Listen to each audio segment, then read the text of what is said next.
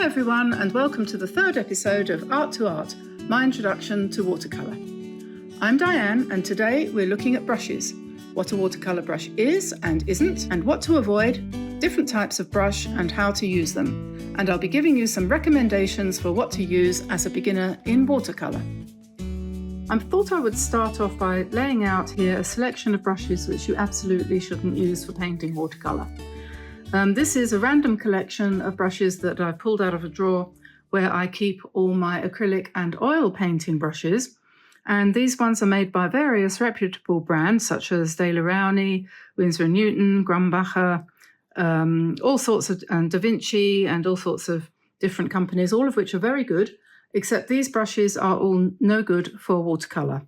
The reason being that the hairs or the bristles are made of hog hair in this particular case, and although this is a flat brush, which you can get in a watercolour variety, if it's got stiff bristles like this, this is not going to do a very good job of painting in watercolour.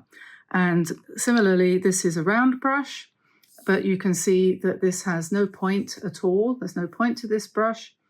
There's no way that you could achieve any kind of detail or anything remotely approaching the detail that you can get with a proper brush. So all of these are fine. I mean, this is a fan brush. This is intended for acrylics or oil. It would probably work for watercolor. That's the only one out of this selection here that would. But in general, make sure when you're buying brushes that you don't buy the wrong medium brush. So not oil, not acrylic. It doesn't matter about, I was just thinking about gouache, because gouache is a kind of watercolour. So you can use watercolour brushes. You don't need a special gouache brush. Anyway, I'm going to put these away and we're going to look at basically what watercolour brushes are. If I can find somewhere to put them down. Now, basically, watercolour brushes come in two basic shapes. They come as flats and they come as rounds. And all the varieties that you see of brushes are all either flat, which means that the ferrule, this is the ferrule, the shiny bit here, is flattened. So when you look at it sideways on, it's much thinner than it is when you look at it flat on. So that's a flat, and this is a round, and in this case, the ferrule is round, and as you rotate it, nothing changes. So that's basically the difference. Now, each of those comes in different varieties. For example, in terms of round ones, we have got here, we have a rigger.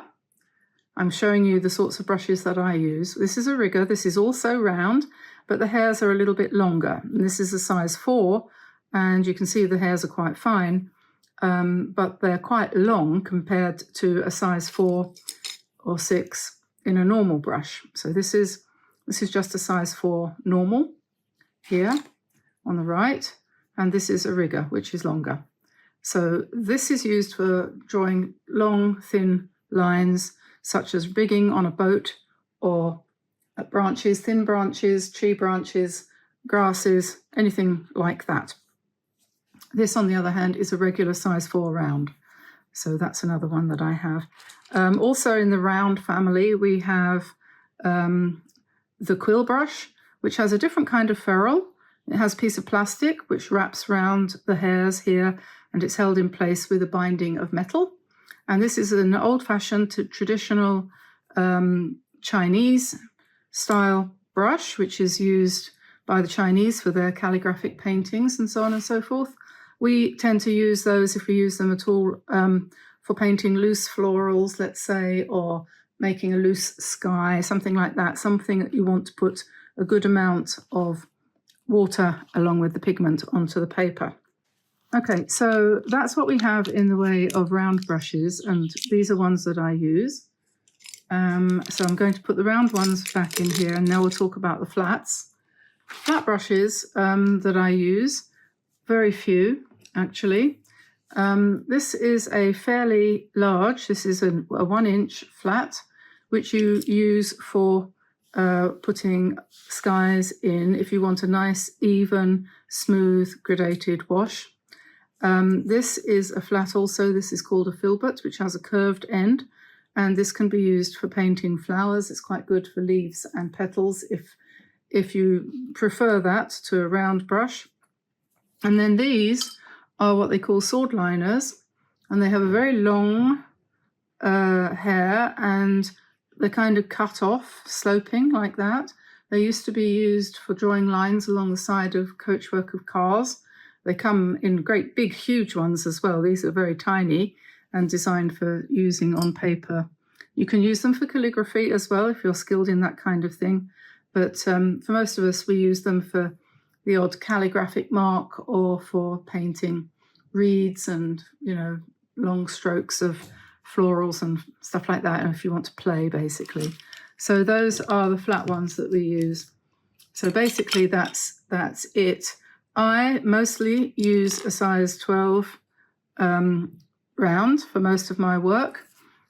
I sometimes go down a size or two, but a lot of the time I'll use one of these because this has a fine enough point that I can do most details with it. I'm not the kind of painter that paints with high level of detail, so I don't need anything much smaller than that. But sometimes, or if I'm painting a smaller painting altogether, sometimes I might use a size 8 round. And these two are Princeton Aqua Elites, and that's, I think, probably one of my favourite easily available brushes at the moment. Those ones, and I'm going to show you in a minute how they look when you do a stroke with them. The other rounds that I've been using recently are the same brand, Princeton Neptune. I don't have any affiliation with them, by the way. I have a 12 somewhere, can't find it at the moment. I don't know, it always seems to disappear, that brush does. It's very strange. Anyway, this is the 4, which I use quite a bit, and it's got a nice handle. And the other brand that I use a lot is Drawwell, which is a Japanese handmade brush, which I order direct from the manufacturers in Japan. And these I have in 3 different types. There's the Salon and the Golden and the Maestro, and I use these a lot. I've got quite a few of them. Mr. Mayama makes them, and he will send them to you if you contact him through his website, and I'll put the details in the description below. So that's that. I'm going to show you now the kinds of brush strokes that we get when we paint with these brushes. If I can find a piece of paper. Okay, Meeden, as usual. Like I say, these are the most common ones that I use, the rounds. But, and I recommend that that's what you start with. I would recommend that you start with a Princeton size 12 Aqua Elite. I don't see any reason not to. Let's pick up a little bit of, this is Sumi paint, which is a kind of ink.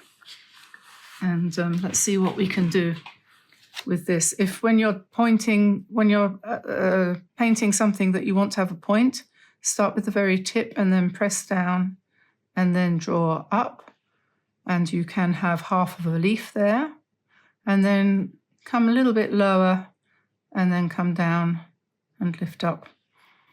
And so that gives you a leaf shape, and if you want to see how fine you can go, you can draw fairly fine lines, and carries on for quite a long time. You can see, let's see how far this one, not particularly thoroughly well loaded brush full of paint will go before it starts to run out. It's pretty good, isn't it? And this is the defining characteristic of a brush. That means it's a good brush. It'll hold paint so you can do more than one tiny stroke before you have to pick up some more paint. It's just starting to go a little bit paler now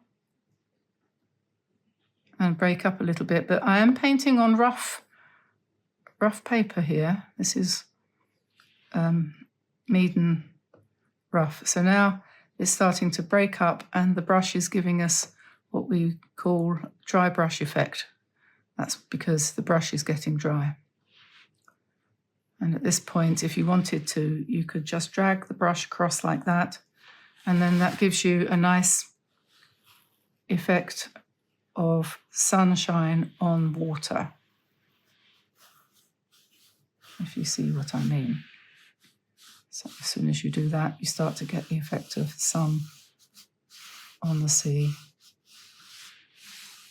if you want to paint something like that. Okay, so that's that brush, the size 12 Aqua Elite. Definitely my workhorse, I would say. And if we went down to the slightly smaller one, the size 8 of the same type, and I've just picked up a little bit of paint, so we can automatically get, doing exactly the same thing, we're going to automatically get a smaller leaf, okay? And the rest would be exactly the same, except obviously it wouldn't hold quite as much paint because it's basically smaller, you know? There's quite a difference in size there. So obviously the bigger hairs hold more paint. And if I were to go down to the size 4, this is the Neptune, the Princeton Neptune, which, as I say, I've said this quite a lot if people have watched other videos, that this one is a bit softer. And I find I personally am happier with the Aqua Elite, but there's nothing wrong with this one. And I think Princeton have got other types as well. I can't remember the names of them off the top of my head, but I don't think you can go far wrong with Princeton. But the smaller the amount of hairs in the brush, obviously, the quicker it will run out of paint.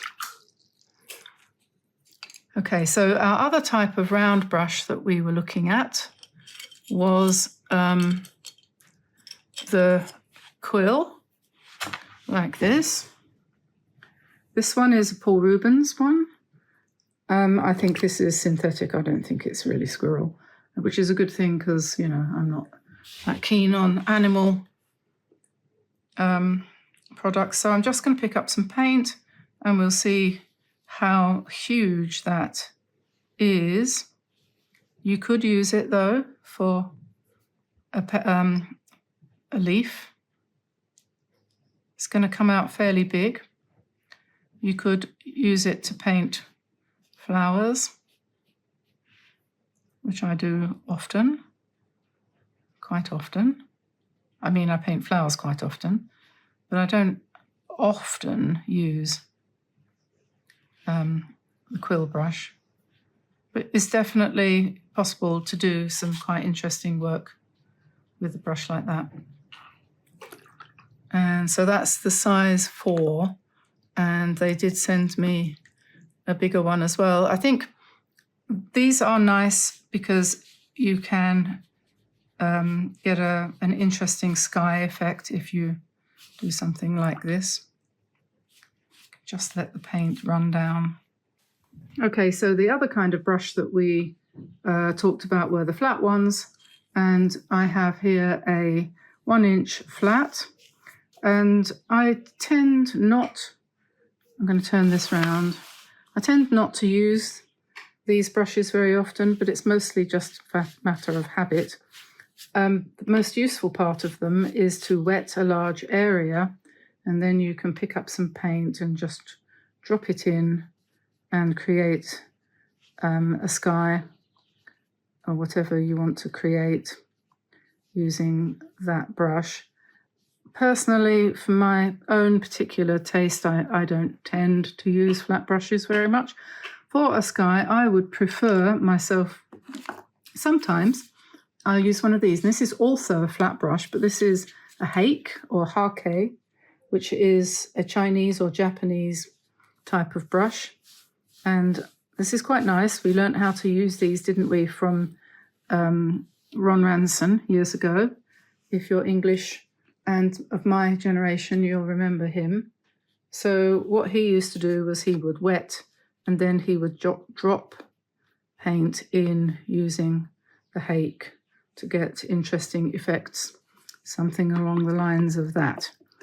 You can control it a bit more than that, but that's basically how that one works. And then the other kind of flat brush is the smaller flat. This one is a filbert, which means it's got curve to the end there. And when you pick up paint with that,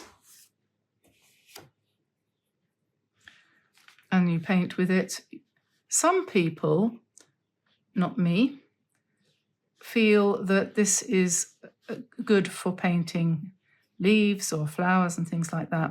Personally, I'm still always going to come back to my round. But it works. So if you're on a budget and you don't want to spend too much money, and who does anyway, my recommendation would be the following, that you should get yourself, let's stick to the ones that are easily available on Amazon. I would get a large round, a 12 like that, a medium-sized round, an 8 like this.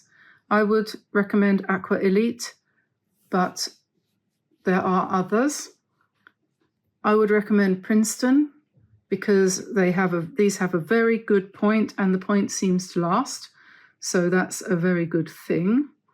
And the first thing I would get after these two would be a hake like this one, a Ron Ranson hake, or just any hake from Amazon, because this will do you for wetting the paper. They're very cheap because I think this is goat hair or something like that. So this would be very good for quickly wetting the paper if you're going to do a sky or something that requires the paper to be completely wet. I mean, you can do it obviously with this one here, but it'll take longer.